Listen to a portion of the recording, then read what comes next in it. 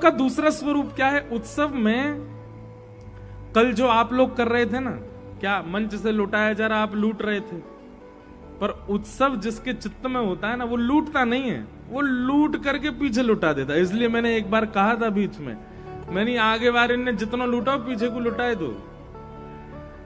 नंदोत्सव में यही हो रहा था। नंद बाबा तो अटारी से लुटा रहे हैं और ब्रजवासी अपनी झोलियों में भर रहे हैं, और झोली में भर के ब्रजवासी भी अपनी अपनी अटारियों पर जाके वो भी लुटा रहे हैं।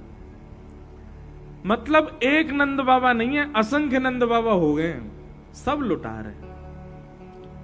भैया बधाई बज रही है गोकुल में, पर बट रही है नंदगांव तक, बट रही है वृंदावन तक, बट रही है मथुरा तक। क्यों? नंद बाबा के इतने लंबे हाथ तो नहीं जो इतनी जोर से फेंके, नहीं, ब्रजवासी लूट लूट कर ब्रजवासी भी लुटा रहे हैं। उत्सव जब चित्त में होगा ना, तो आपकी संग्रह की स्थिति नहीं रहेगी, आप इकट्ठा नहीं करोगे, आप लुटाओगे। लुटावे को मन होएगा। तो कल जलंधर की जो कथा में जो दृश्य था ना, बहुत अच्छा लग रहा था। बस पेंपनियां बहुत ज्यादा बज रही थी, बाकी तो सब आनंद। क्या आप लोग उछल उछल करके सब नाच रहे थे, सब ब्रजवासी आनंद में भर गए। यशोदा मैया से जाकर के कह रहे हैं,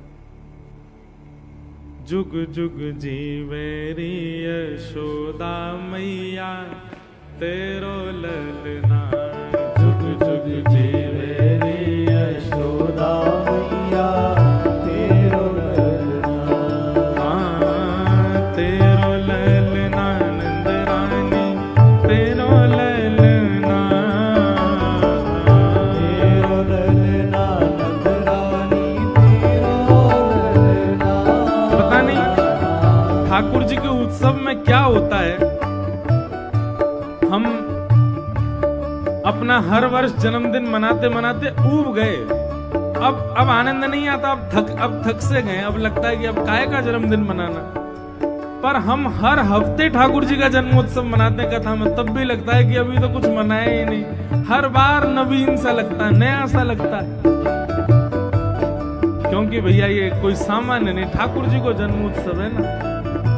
गाओ भाव से, अरे हाँ तेरो ललना नंद रानी तेरो ललना।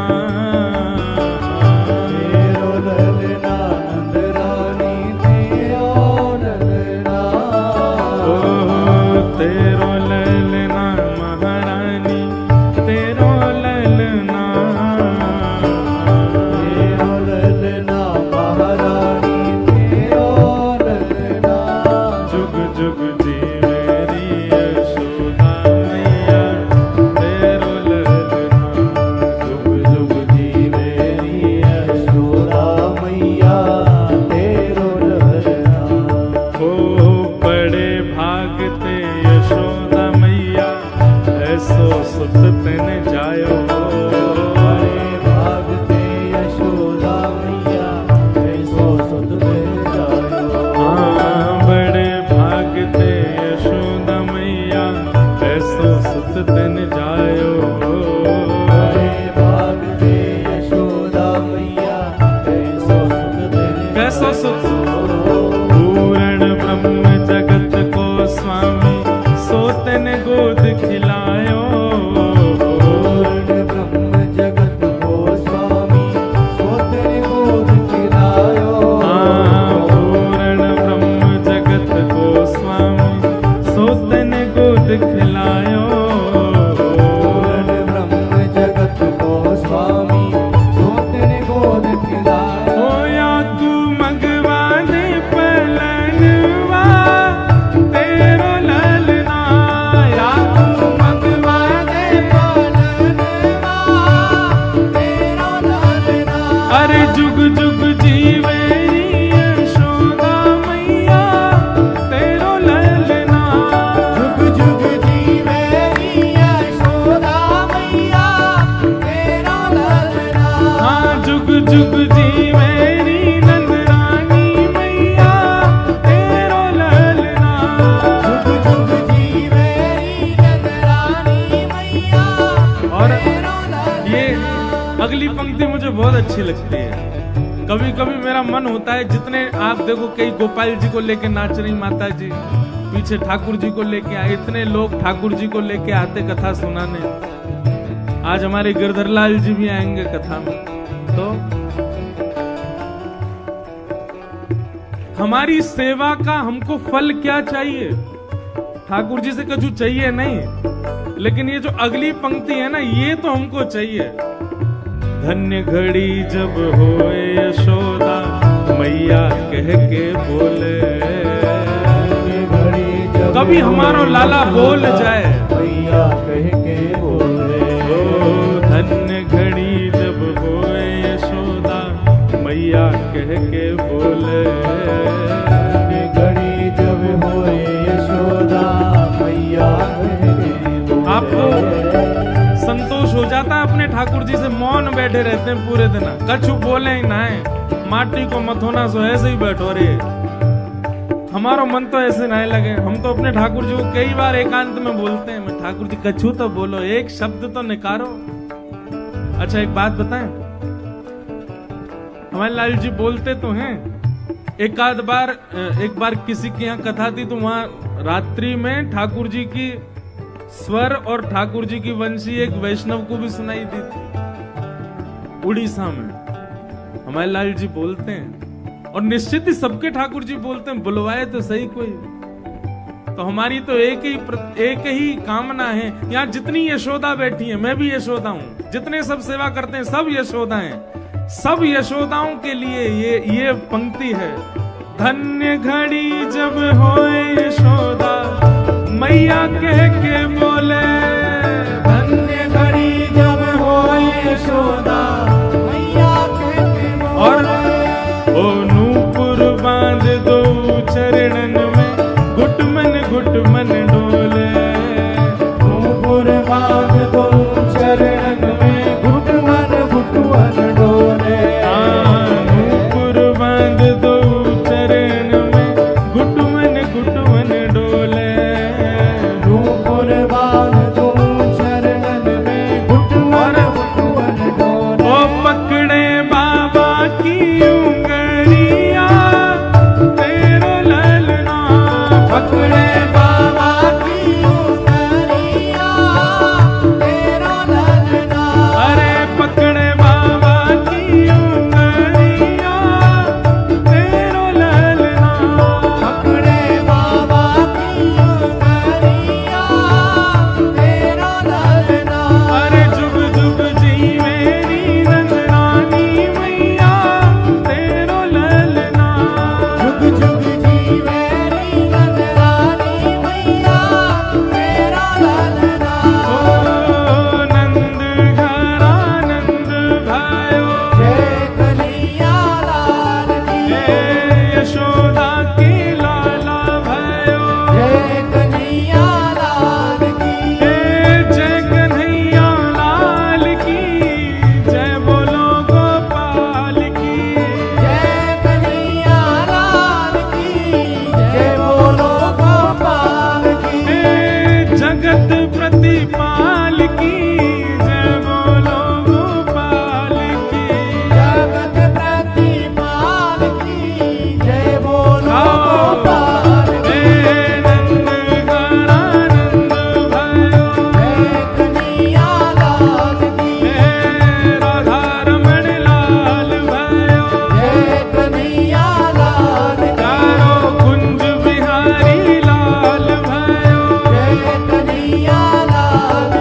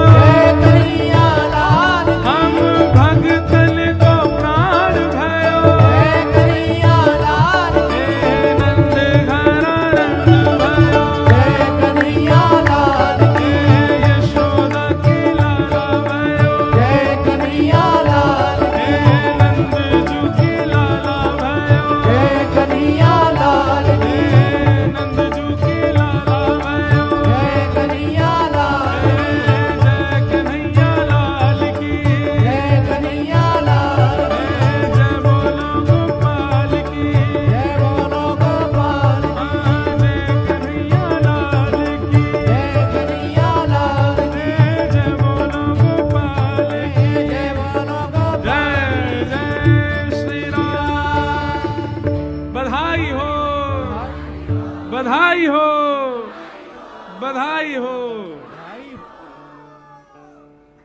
सब लोग विराज जाओ। महाराज, ठाकुर जी के जन्मोत्सव की जो सिंधु है, सिंधु मतलब समुद्र, ठाकुर जी के जन्मोत्सव के सिंधु की बिंदु की एक अणु है जो हम लोग अनुभव करते हैं। कल हमने उत्सव मनाया, आज फिर उत्सव मनाया। ये उस सिंधु का बिंदु का एक अणु मात्र है। सोचो ब्रजमंडल में कैसा उत्सव रहा होगा जब ठाकुर जी प्रकट भये। भागवत जी में वर्णन आता है कि जितना सुंदर नंद भवन सजा है उतना ही सुंदर पूरा ब्रजमंडल, हर घर सजा है। जैसे बंधन बार, जैसे मंगल वाद्य, जैसे सुंदर गायन नंद भवन में हो रहे हैं, वैसे ही मंगल वाद्य, वैसे ही मंगल गायन, वैसे ही मंगल द्वार पूरे ब्रजमंडल में सजे। क्यों? बोले सबको ऐसा लगता है कि हमारे ही लाला भयो है, सबको ऐसा लगे हमारो ही कन्हैया भयो है। कोई के मन में भी ये भावना नहीं है कि केवल अकेले नंद बाबा के लाला भयो, सबके मन में ये भावना हमारे लाला भयो। नंदस्त्वात्मज उत्पन्ने जाता ह्लादो महामना आहूय विप्रान् वेदज्ञान स्नातः सुचिरलंकृत वाचयित्वा स्वस्तेनम् जात कर्मात्मजस्य वै कारयामास विधिवत पितृदेवार्चनम तथा। नंद जी के लाला भयो, सब ब्रजवासी नाच रहे हैं, गा रहे हैं, आनंद मना रहे हैं। नंद बाबा अटारी पर खड़े होकर के खूब लुटा रहे हैं। ठाकुर जी जीवन में आएंगे तो इस बात को लिख लीजिएगा कि आपकी संग्रह की स्थिति खत्म हो जाएगी। आप इकट्ठा करना बंद कर दोगे। ठाकुर जी जीवन में आ गए तो लुटावे को मन होएगा, कितनों दे दूं। जो अपने पास है, अभी हमारी स्थिति क्या होती, हमको किसी ने कुछ अच्छा दिया, कौन बजा रहा हो भैया मंजीरा, कोई बालक ही होगा, नेक देर शांत रखो। अभी किसी ने कोई अच्छी वस्तु दी, आपने मुझे पटका दियो, अब पटका देते अच्छी है तो हमारे मन में स्थिति क्या है, इसको रखो, संभाल के रखो। पर ठाकुर जी यदि आपके चित्त में आ चुके हैं या ठाकुर जी आपको अपना बना चुके, तो आपकी स्थिति क्या होगी? किसी भी वस्तु के प्रति आपके चित्त में यह भावना आएगी नहीं, ये बहुत अच्छी है, इसको रख लो। कोई प्रदान करेगा, आप लेंगे जरूर, पर उसको रखेंगे नहीं। कोई और दिख गया ना आपको तो आप उसको दे दोगे। आप अपने यहां संग्रहित नहीं कर सकते। ये एक सिम्टम है ठाकुर जी का जीवन में होने का।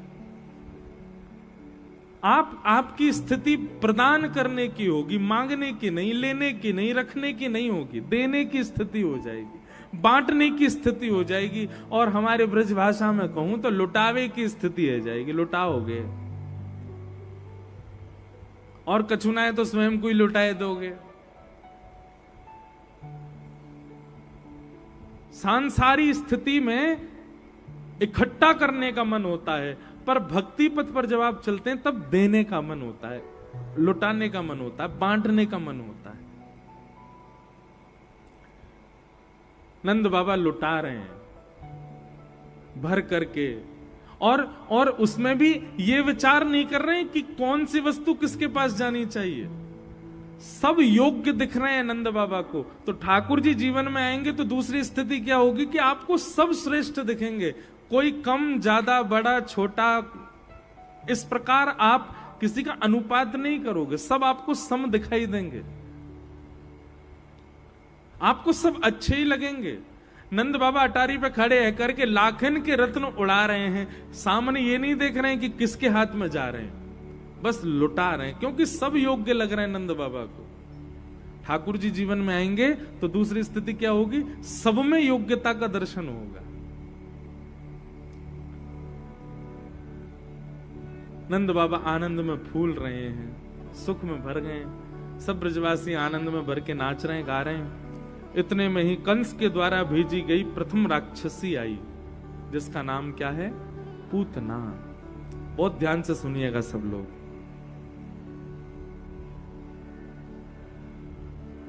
ठाकुर जी जब जीवन में आते हैं तो सबसे पहले हमारे अंदर कौन से अवगुण का नाश करते हैं?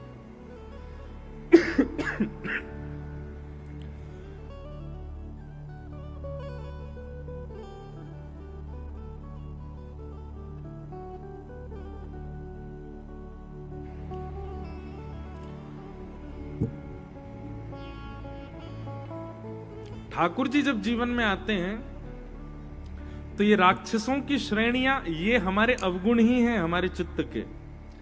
अब जैसे पूतना, अघासुर, बकासुर, धेनुकासुर, केसी, अरिष्टासुर, व्योमासुर, ये सारे हमारे अंदर ही अवगुण हैं। एक एक अवगुण को ठाकुर जी नष्ट कर रहे हैं सीक्वेंस से। वो हमारे चित्त के ही अवगुण हैं। तो जब ठाकुर जी चित्त में आते हैं तो सबसे पहले किस अवगुण का नाश करते हैं? तो पूतना का अवगुण क्या है? अविद्या। क्या है? अविद्या। अविद्या का मतलब सामान्य भाषा में कहूं तो अज्ञान। अज्ञान को ही अविद्या कहते हैं, वही पूतना है। जिसको सही और गलत की पहचान नहीं होती। उम्र हो गई 60 साल लेकिन फिर भी नहीं पता कि सही गलत क्या है, इतना बोध नहीं है जिसको, ऐसे व्यक्ति को अज्ञानी कहा जाता है। क्या उचित है क्या अनुचित है इतना बोध भी जिसको नहीं है उसको अज्ञानी कहा जाता है। तो ठाकुर जी जीवन में आएंगे तो सबसे पहले अविद्या नष्ट हो जाएगी। अर्जुन का क्या नष्ट हुआ था? अविद्या नष्ट हुई, उसका अज्ञान ही नष्ट हुआ। अज्ञान नष्ट होगा तो ज्ञान आएगा। तो सीधी बात, ठाकुर जी सबसे पहले आकर के अज्ञानता को नष्ट कर देते हैं। आप देखिएगा वैष्णव जो होते हैं ना, वैष्णव व्यक्ति के पास में ऐसी दृष्टि होती है कि वो सामने वाले के आव भाव से ही पहचान जाता है कि कितने पानी में है। अब यहां इतने सारे तिलक वाले सब बैठे तो हैं वैष्णव जन, पता नहीं आप लोगों ने अनुभव किया कि नहीं किया, पर नित्य नाम जाप करने वाले, नित्य उर्धपुंड तिलक लगाने वाले, नित्य कंठी माला धारण करने वाले, एकादशी निष्ठा करने वाले, नाम जप निष्ठा करने वाले, वृंदावन को भजने वाले, अपने गुरु का नित्य स्मरण करने वाले, ऐसे जितने वैष्णव यहां बैठे हैं वो अपने आप से अंदाजा लगाइए। आप व्यक्ति को देख करके नहीं पहचान जाते कि वो कैसा होगा, आपको अनुभूति होने लग जाती है। वैष्णव बनने से पूर्व सांसारिक स्थिति में आपको अच्छा लगेगा, नाचने गाने में, ब्याह में, आदि में, आदि आदि सब में, पर जैसे ही आप वैष्णव होते चले जाते हो फिर किसी के ब्याह में जाने का भी मन नहीं होता। विवेक बुद्धि जागृत हो जाती है। विवेक बुद्धि आपको सही और गलत की पहचान कराने लग जाती है। किसी भी व्यक्ति को देखते ही आप पहचान जाओगे कि ये कैसा होगा। हमारे पास कोई सिक्स्थ सेंस नहीं है, ये वैष्णव भेष की कृपा है कि प्रणाम करने वाला व्यक्ति वो वास्तव में वृंदावन किस रूप में भजता है, वो गुरु परंपरा में है कि नहीं है, वो एकादशी निष्ठा करता है कि नहीं, उसके प्रणाम से ही पता चल जाता है कि वो है कि नहीं उस स्थिति में। व्यक्ति के रूप से ही पता चल जाता है। और ये कोई अलग से हमको कोई सिक्स्थ सेंस नहीं मिलता, ये वैष्णवता से ही आपको विवेक बुद्धि जागृत हो जाती है। कौन व्यक्ति चिकनी चुपड़ी बातें कर रहा है, कौन व्यक्ति केवल बहलाने फुसलाने के लिए अच्छी अच्छी बातें कर रहा है, कौन व्यक्ति वास्तविक बोल रहा है, कौन व्यक्ति झूठ बोल रहा है, ये आपको शब्दों से पता चल जाएगा। ये वैष्णव होने का एक बहुत सारे प्लस पॉइंट है, पर एक ये भी प्लस पॉइंट है कि आप व्यक्ति को पहचानने लग जाते हो, आप स्थिति को पहचानने लग जाते हो, आप माहौल को पहचानने लग जाते हो। तो भगवान क्या करते हैं, जीवन में आते विवेक बुद्धि जागृत कर देते। मैं कथाओं में कहा करता हूं, व्यक्ति को पहचानने के लिए 3 चीजों पर ध्यान रखा करो। किसी से भी मिलो, उसकी 3 चीजें देखो। सबसे पहला नेत्रम, उसकी आंखें देखो। आंखें यदि चपल हैं, आंखें यदि चतुर हैं, आंखें यदि बहुत मटक रही हैं, स्थिर नहीं हो रही हैं एक जगह, तो ये बात निश्चित है कि व्यक्ति अस्थिर है, स्थिर नहीं है, मन चला व्यक्ति हो सकता है। नेत्रम, और दूसरी बात वक्त्रम, उसके शब्दों को सुनो, उसकी वाणी को सुनो। वो जब बोलता है तो किन शब्दों का प्रयोग करता है, उन शब्दों से भी आकलन लग जाता है कि वो व्यक्ति कैसा खाता पीता होगा। और तीसरी चीज पर ध्यान दो, विकारेण, वो जब बैठता है तो बैठता कैसे है, चलता है तो चलता कैसे है, जब लेटता है तो लेटता कैसे है।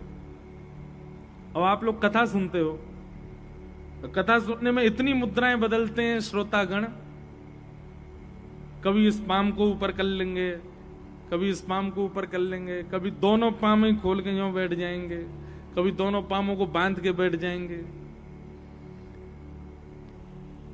और बेचारे जो सोफा कुर्सी पे बैठे हैं वो तो कभी यूं बैठेंगे, कभी यूं, कभी अंगड़ाई लें तो महाराज कुर्सी नहीं गिर जाए पीछे।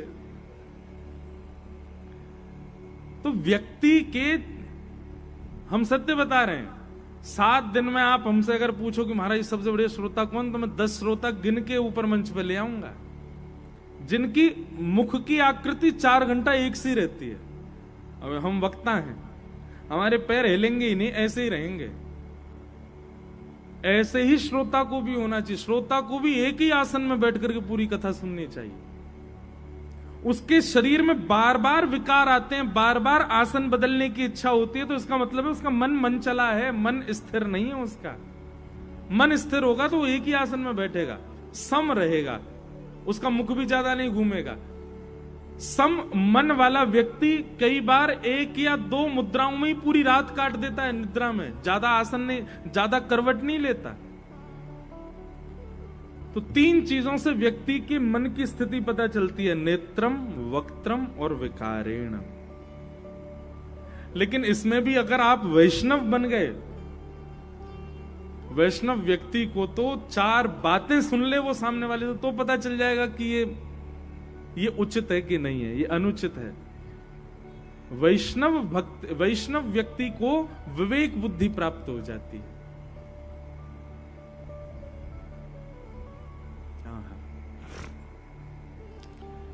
तो पूतना भगवान को मारने के लिए आई, कंस ने उसको भेजा। पूतना ने कहा मैं रूप बदल करके जाऊंगी, अपने पयोधर में विष लगा के जाऊंगी, 10 दिन के अंदर जितने बालकों ने जन्म लिया सबके पास जा करके बालकों को पयोधर पिलाऊंगी, विष पीते ही बालक मर जाएंगे, और इन्हीं नवजात बालकों में आपका शत्रु कृष्ण भी मर जाएगा। कंस बोला प्रयास कर लो। निकल पड़ी पूतना, असंख्य बालकों को मार दिया पूतना ने, और सब जगह मारते मारते बालकों को जैसे ही गोकुल पहुंची, याद रहे पूतना बहुत सुंदर बन के गई थी, जैसे ही गोकुल में प्रवेश किया, पूतना के नेत्र इतने सुंदर, नासिका इतनी सुंदर, मुस्कान इतनी सुंदर, चाल इतनी सुंदर, उसका रूप इतना सुंदर, उसके तन से आने वाली सुगंधी इतनी सुंदर, उसके केश इतने सुंदर, अरे सर्वांगीण रोम रोम सुंदर है पूतना का। जैसे गजगामिनी चाल भीतर गोकुल में प्रवेश करती है पूतना, नंद घरानंद भयो जय कन्हैया लाल की, हाथी दीने घोड़ा दीने और दीनी पाल की, सब ब्रजवासी नाच रहे हैं गा रहे हैं। लेकिन जहां जहां से पूतना निकलती है और जैसे ही ब्रजवासियों की उस पर दृष्टि पड़ती है, वे सब अपना उत्सव मनाना भूल जाते हैं, सब उसी को देखने लग जाते हैं। ओहो कितनी सुंदर, अरे स्वयं तो उस पर आसक्त हुए ही, दूसरे गाने वाले को ए सुन सुन सुन, देखियो कितनी सुंदर जा रही है। एक ब्रजवासी तो दौड़ा दौड़ा अपनी मैया के पास गयो, मैया तू मेरे पीछे पड़ी रहे, ब्याह कर ले, ब्याह कर ले, मैया आज मेरा ब्याह करा दे तू। बोले अच्छा कौन ते करेगो? बोले वो गोपी आ रही है, एक बात तो मेरा ब्याह करा दे मैया, देख कितनी सुंदर है, या को रूप तो देखो। अरे भैया केवल गोप ग्वाल ही उस पर मोहित नहीं हुए, गोपियां भी मोहित हो गई। श्रीमद् भागवत जी में वर्णन है कि जैसे पूतना को गोपियों ने देखा तो गोपियां बोली अरे बहन हमारी बात तो सांची निकसी। बोले कैसे? बोले कल नंद जी को लाला देखो तो देख के ऐसा लगो मानो नारायण ही आयो होगो, लेकिन आज या गोपी को देख कर तो हमारी बात पे मोहर लग गई। वह नारायण को दर्शन कर वे देख लक्ष्मी चली आ रही है। कितनी सुंदर है पूतना। सब उसके रूप पर मोहित हो गए। पूतना ने आकर के कुछ गोपियों से पूछा, ये उत्सव जा बालक के हैवे की खुशी में है रहे हो, वो बालक कहां मिलेगा, वहां के दर्शन कहां को होंगे? गोपियां तो मार्ग ही बताना भूल गई। उसकी वाणी सुनकर के, उसके शब्द सुनकर के सब देखती रह गई उसको। पूतना ने चुटकी बजाई, अरे आपसे पूछ रही हूं, ये जाके का जो उत्सव मन रहा हो वो बालक कहां मिलेगा? अरे बहन ये 2 वृक्ष दिख रहे हैं ना, ये वृक्ष जा आंगन में वही है वो बालक, चली जा। पूतना ने सबको आकृष्ट कर लिया। जैसे ही नंद भवन में प्रवेश किया, गोदी में लिए बैठी हैं यशोदा मैया लाला। 6 दिना के हैं बस अभी। 6 दिना के ठाकुर जी को भागवत जी में ऐसा भी भाव बताया कि कितने महीनों तक तो ठाकुर जी को दिखाया ही नहीं यशोदा मैया ने किसी को। जब दिखावे की बारी आती तो नेक बस चरण दिखाती लाला के और फिर छुपा लेती अपने पास। इतनो प्रेम से रखती लाल जी को। पूतना आई। पूतना को देखते ही यशोदा मैया भी एक बार को मोहित है। बोले आहा कितनी सुंदर, अरे विधाता काश इतनी सुंदर तेने मेरे लाला के ताई बहू भेजी होती, वही तो ब्याह कराती अपने लाला को। ठाकुर जी गोद में पड़े पड़े मंद मंद मुस्काए कह रहे मैया रुक जा, अभी बहू को रूप दिखाऊं तो कैसी बहू है। पूतना जैसे ही गई यशोदा मैया से जाकर के प्रणाम, अरे बहन कहां से आई हो, बड़ी सुंदर हो। बोले पास के गांव ते आई हूं, आपके लाला हेवे की खुशी की बधाई देवे आई हूं। ने दियो तो कैसो लाला आपको। यशोदा मैया ने कोई विचार नहीं किया, उसका सुंदर रूप सुंदर आवरण जान करके तुरंत उसकी गोद में अपने ठाकुर जी दे दिए। भैया एक बात बहुत, देखो ये लीलाएं तो सब आपने सुनी है, पर इन लीलाओं में कई रहस्य छिपे हैं। यशोदा कौन है? मैं आप हम सब यशोदा हैं। और श्री कृष्ण कौन है? हमारी भक्ति ही श्री कृष्ण है। कई बार हम उन लोगों के सामने अपनी भक्ति को प्रकट कर देते हैं जो उसके अधिकारी नहीं होते। सदैव याद रखना 10 नाम अपराध हैं, उन 10 नामापराध में एक अपराध यह भी है कि अनधिकारी के सामने अपनी भक्ति प्रकट करना। जो अधिकारी नहीं है, जो योग्य नहीं है, उसको बताना हम तो इतना भजन करते हैं, हम तो इतनी कथा सुनते हैं, हम तो वृंदावन जाते हैं। अब वो सामने वाला व्यक्ति केवल आपसे निकलवाने के लिए ही सुंदर बन के आया है, वो वास्तव में उसका अधिकारी नहीं है। इसलिए हमारे शास्त्रों में हमारे गुरुजनों ने कहा है, नाम जप को गोपनीय रखो, गुरु मंत्र को गोपनीय रखो, भक्ति को गोपनीय रखो। क्यों? क्योंकि अनधिकारी के सामने बोलने का मतलब ठीक उसी प्रकार है श्री कृष्ण को पूतना को प्रदान करना। वो बहलूपिया है, बाहर से केवल दिखा रहा है। इसलिए अपनी भक्ति को प्रकट केवल वैष्णवों के सामने करो, गुरुजनों के सामने करो, संतों के सामने करो, सबके आगे प्रकट करने की आवश्यकता नहीं। नामापराध में कहते हैं, आप यदि किसी ऐसे व्यक्ति के सामने अपना भजन बताते हैं जिसको भजन का मूल्य ही नहीं पता, उससे भी आपका भजन घट जाएगा, आपका नाम जप घट जाएगा, आपकी भक्ति कम हो जाएगी। 10 नामापराध में एक अपराध है।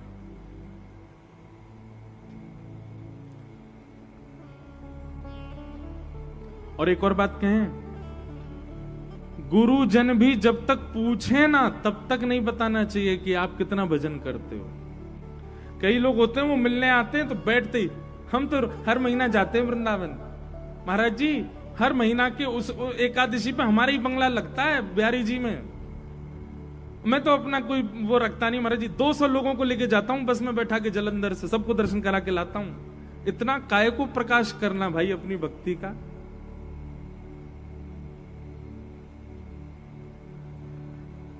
हम तो बहुत बालकों से कहते हैं कि भाई भजन गोपनीय रखो।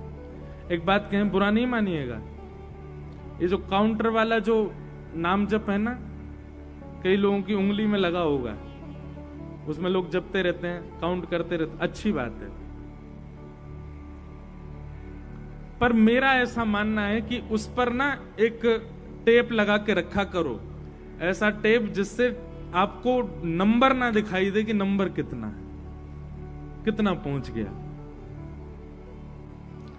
लोग ये भी प्रश्न करते हैं, आज भी एक प्रश्न आया कि नाम जप की संख्या कितनी होनी चाहिए। हमारे गुरुदेव कहते हैं 11 करो, हमारे गुरुदेव कहते हैं 108 करो। हम तो ये कहते हैं भाई गिनो मत, करो। गिनती करनी है तो अपने दूषित कर्मों की करो, नाम काय को गिनना। कभी प्रेम गिन के किया जाता है? प्रेमी यदि अपने प्रियसी को या प्रेमी अपने प्रियतम को रोज गिनाता हो कि मैंने तुमको सुबह ये बोला था, मैंने दोपहर में तुमको ये बोला था, मैंने तुमको तब इतना प्रेम किया था, मैंने तुमको तब ये प्रेम दिया था, प्रेम गिना थोड़ी जाता है। नाम जब अगर पुण्य की भावना से आप करते हो कि आपको पुण्य मिले तो गिनो, लेकिन प्रेम की भावना से करते हो तो जपना गिनना बंद कर दो, उसको असंख्य करो, जितना हो सके उतना करो। काउंटर अगर आप रखते हैं तो उस पर एक टेप लगा दीजिए, व्हाइट टेप, जिससे उसका अंदर का वो संख्या नहीं दिखनी चाहिए, कितनी संख्या। आप निश्चित मानिएगा जितने लोग भी संख्या देख के करते हैं, संख्या देखते ही मान आता है हृदय में, ओहो इतना नाम कर लिया हमने। संख्या देखते ही दिखाने की इच्छा होती है, इनको दिखा दें। कई लोग हैं वो काउंटर ऐसे घुमा के बैठते हैं कि सामने वाले को दिखे कि देखो कितना नाम हो गया हमारा। काय को? नाम जब गिनो मत। बल्कि काउंटर सब लोग खरीद लो, अपनी अपनी उंगली में पहन के रखो। किसी के साथ बुरा करो, दबाओ, हमने ये बुरा किया। किसी के साथ अभद्र बोलो, दबाओ। किसी के साथ छल करो, दबाओ। किसी पे क्रोध करो, दबाओ। और फिर रोज रात को सोने से पहले देखा करो, ओहो 108 हो गए आज, दिन भर में 108 पाप किए मैंने, उसको गिनो। नाम जब गिन करके संतोष करके सो जाते हो, 5000 नाम हो गए आज तो मेरे। नाम जब काय को गिनना, वो तो असंख्य करो, उसकी कोई गिनती नहीं होनी चाहिए। तो नामापराध में एक अपराध क्या है? अयोग्य के सामने अपनी भक्ति का प्रचार करना।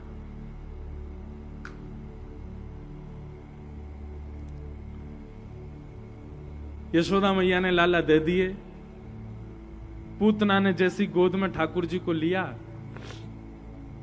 इतने में कुछ गोपियां आई। यशोदा मैया से बोली, मैया जल्दी बाहर चलो, एक पूजा करनी है। यशोदा मैया बोली, अच्छा बहन तुम लाला को संभालो, मैं अभी आऊं। पूतना बोली, हाँ हाँ मैं संभाल रखा है, आप जाओ। यशोदा मैया जैसे ही बाहर आई और पूतना ने जैसे ही ठाकुर जी को देखा, ठाकुर जी ने दोनों नेत्रों पे हाथ धर लिए। 6 दिन के ठाकुर जी ने छोटे छोटे हाथ उठा करके अपने नेत्रन पर धर लिए। कितनी दुर्भाग्यशाली है पूतना। उसके रूप पर सब मोहित हो गए, उसको सब देखना चाह रहे हैं, उस पर सब आकृष्ट हो गए। पर जिसको आकृष्ट होना चाहिए था, जिसको रूप दिखना चाहिए था, जो रूप को देखने वाला होना चाहिए, उसी ने ही आंख बंद कर ली। हमको दुनिया देखे क्या फायदा, सबको देखती है दुनिया तो, पर राधा रमण हमको देखे, ये बड़ी बात है। कई बार अखबार में आता है कि आज 5 लाख लोगों ने बिहारी जी के दर्शन किए। ये बड़ी बात नहीं है कि 5 लाख लोगों ने बिहारी जी को देखा। 5 लाखों में बिहारी जी ने किस किस को देखा, ये बड़ी बात है। पूतना को पूरे ब्रज ने देखा, सब ब्रजवासियों ने देखा। ये बड़ी बात ना है कि पूतना को सबन ने देखो, बड़ी बात यह है कि ठाकुर जी ने देखा कि नहीं देखा। नहीं देखा ठाकुर जी। तो मैं कथाओं में कहा करता हूं, सभी साधक बहुत ध्यान से सुनिएगा, वो गलती कभी मत करियो जो पूतना करके गई है। नहीं तो महाराज आपके कितने श्रेष्ठ हो, कितने सुंदर हो, कितने योग्य हो, ठाकुर जी आपको देखेंगे नहीं। कहीं ऐसा नहीं हो कि हम ठाकुर जी के सामने गए और राधारमण जी अपने नेत्र बंद कर लें। क्या गलती की है पूतना ने? पूतना गलतियां तो बहुत सारी हैं, पर साधकों के लिए, वैष्णवों के लिए 2 अपराध हैं जो पूतना ने किए, जिसकी वजह से ठाकुर जी नजर फेर लेते। सबसे पहला, भजन विक्षेप। क्या? भजन विक्षेप। भजन विक्षेप का मतलब,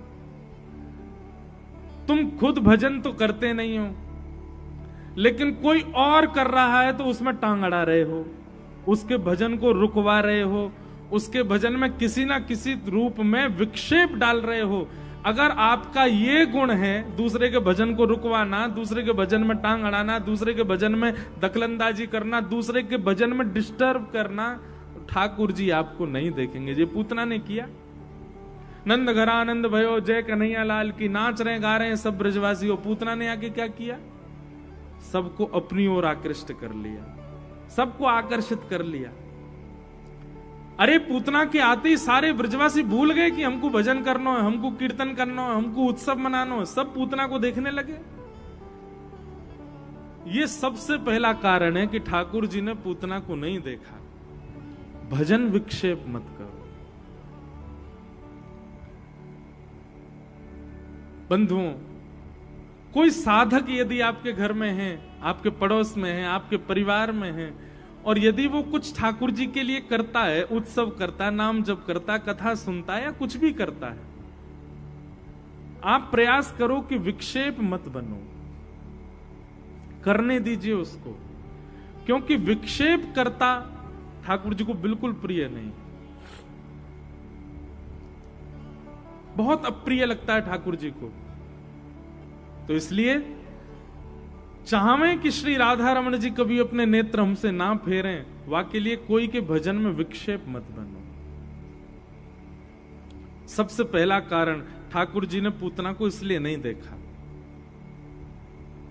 और दूसरा कारण, पूतना को न देखने का जो साधकों के लिए कारण बहुत सारे हैं ना देखने के, पर साधकों के लिए पूतना में दूसरा ऐसा क्या अवगुण है कि ठाकुर जी ने उसको नहीं देखा?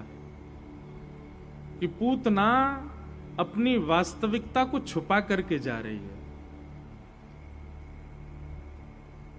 वो अपने मूल रूप को छुपा करके गई है ठाकुर जी के सामने। वैष्णव को चाहिए वो जैसा है वैसे प्रस्तुत हो ठाकुर जी के आगे, अपने मूल रूप को ना छुपाए। सूरदास जी का एक बहुत सुंदर पद है, मुझे बहुत अच्छा लगता है। कौन कुटिल खल कामी मौसम, कौन कुटिल खल कामी मौसम, कौन कुटिल खल कामी मौसम, कौन कुटिल खल कामी। सुन करके गाओ। कौन कुटिल खल कामी मौसम, कौन कुटिल खल कामी मौसम, कौन कुटिल खल कामी मौसम, कौन कुटिल खल कामी। जो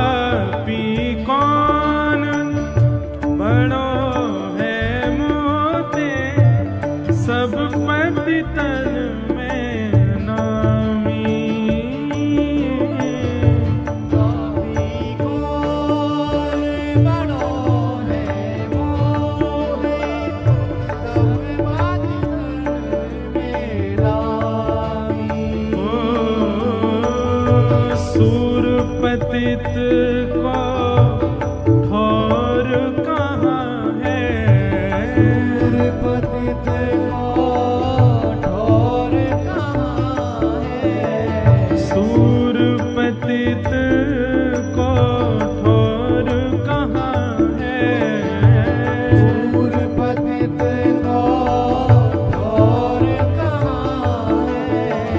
सुनिए श्रीपति स्वामी मूसम कौन कुटिल कलकामी, मौसम कौन कुटिल कलकामी, मौसम कौन कुटिल कलकामी। हे मौसम कौन कुटिल कलकामी, मौसम कौन कुटिल कलकामी। मौसम कौन कुटिल कलकामी, मौसम कौन कुटिल कलकामी। ये शब्द जो आप गा रहे थे ना, ये परम रसिक शिरोमणि स्वामी परम रसिक शिरोमणि श्री सूरदास जी महाराज गा रहे हैं इस भाव को, जिनको साक्षात ठाकुर जी के दर्शन होते थे। ऐसे सूरदास जी महाराज कह रहे हैं कौन कुटिल खलकामी मौसम। एकाध कोई गलत बात अपने लिए नहीं कही है, कितने सारे शब्द कहे और अंत में तो कलम ही तोड़ दी, बोले क्या पापी कौन बड़ो है मोते,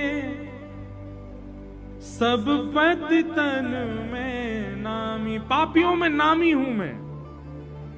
सूर पतित को ठौर कहाँ है, सुनिए श्रीपति स्वामी मूसम कौन कुटिल खलका। ये बात हम क्यों समझा रहे हैं आपको? अपनी वास्तविकता प्रस्तुत करो ठाकुर जी के आगे।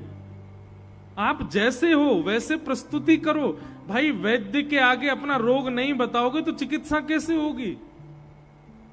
ऐसे ही ठाकुर जी के आगे अगर अपने अवगुण आपने नहीं कहे, सबको मत बताओ पर ठाकुर जी को तो बताओ। नाथ मैं ऐसा हूं, मेरे अंदर ये अवगुण हैं, ये दोष हैं, ये पाप हैं, ये दूषित कर्म है। नाथ आप कृपा करके मुझ पर अनुग्रह करो।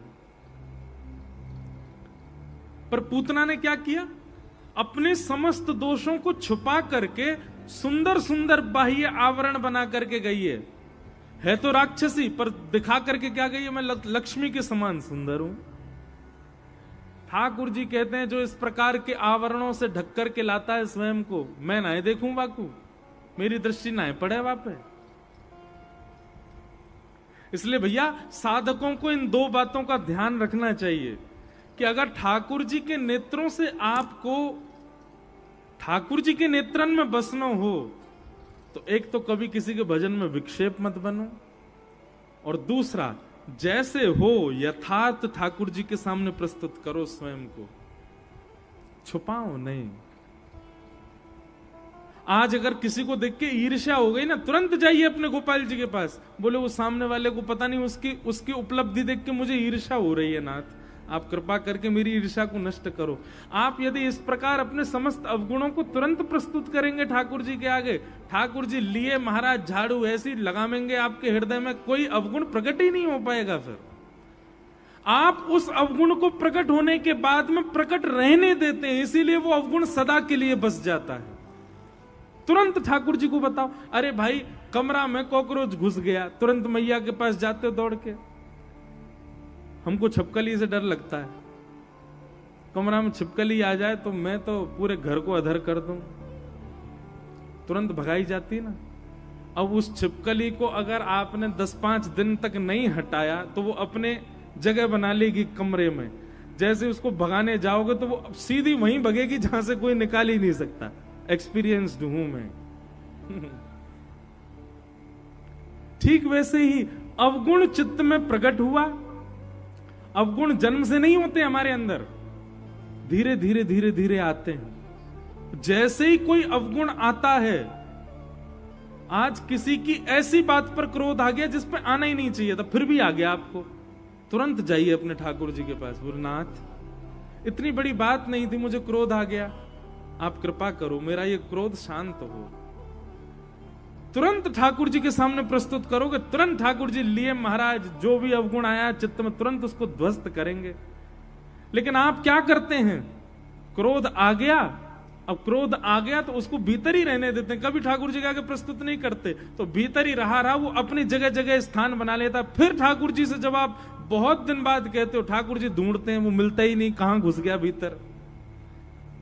अवगुण का तुरंत प्रस्तुतिकरण ठाकुर जी के सामने करो। समझ में आई बात? नहीं तो अवगुण घर बना लेंगे आपके चित्त में, और फिर कथाएं सुन सुन के महाराज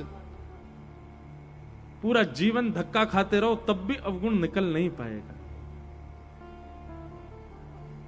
इसलिए आज से अभी से नियम बनाओ, जो अवगुण आता है ठाकुर जी के पास जाने का भी समय नहीं है, नेत्र बंद करके राधारमण लाल जी का स्मरण करो। किसी पे क्रोध आए तुरंत आप राधारमण जी का स्मरण करने लग जाओ। आहा, चांद सा सलोना मुख लटे घूंघरारी हैं, भोए हैं कटीली आंखें तिरछी कटारे, होया के मधुर रसीले वचन, हो मेरा या पे अटक गया मन। कहां गया क्रोध? भाज गया, खत्म। काम उत्पन्न होता है चित्त में, काम उत्पन्न होते तुरंत नेत्र बंद करो, राधा वल्लभ लाल जी का स्मरण करो। जय जय राधा वल्लभ प्यारो हरि वंश, जय जय श्री वृंदावन श्रीवन चंद्र। काम नष्ट हो जाएगा उसी समय। आप अवगुण के आते ही ठाकुर जी को भूल करके उस अवगुण की इच्छा को पूरी करवाते हैं, इसलिए अवगुण रुक जाता है आपके चित्त में। ये भजन कीर्तन तब नहीं गाना है जब कथा हो, तब नहीं गाना है जब सब समाज मिले, तब गाना है जब जीवन में अवगुण आते हैं। किसी को देख के ईर्ष्या आती है, कीर्तन करो। किसी को देख के काम उत्पन्न होता है, कीर्तन करो। किसी पर क्रोध आ रहा है, कीर्तन करो। इन स्थितियों में कीर्तन करो, आपका क्रोध, काम, ईर्ष्या, द्वेष, अभिनिवेश, अहंता, ममता, चिंता सब नष्ट हो जाएगी। बच्चे कहां नहीं मानते, चिंता हो रही है, कीर्तन करने लग जाओ, चिंता खत्म। ये सूत्र हैं और ये सुनने से काम नहीं चलेंगे, ये प्रैक्टिकल करने पड़ेंगे। तो अपने अवगुण को ठाकुर जी के सन्मुख प्रस्तुत करो। भगवान ने पूतना को नहीं देखा। पूतना ने जैसे ही अपना पयोधर भगवान के मुख में दिया, भगवान ने उसके विष को पिया, दूध को पिया, पुण्यों को पिया, पापों को पिया, और अंत में ठाकुर जी ने दोनों छोटे छोटे हाथों से उसके पयोधर को पकड़ करके प्राणै समम रोष समन वितो पिबत गाढ़म कराभ्याम भगवान प्रपिड्यतत।